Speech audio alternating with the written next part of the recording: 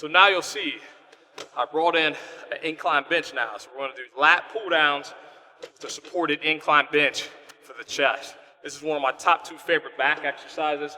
It allows you to get a great stretch on the lats, but still have the chest support of this bench right here when you pull down and drive. You'll notice I still lift my chest and drive when I come down to contract, and you'll see the awesome stretch that you get when you set it up like this. Hand placement, I'm gonna come slightly outside of shoulder width apart. Lighter weight this first set.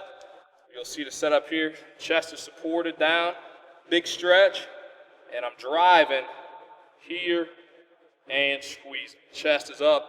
It's an amazing angle to hit the lats. Big stretch, drive and squeeze. Stretch, squeeze.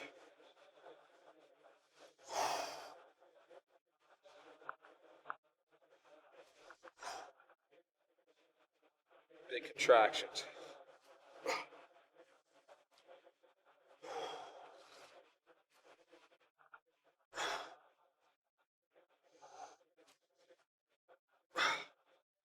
More. There we go.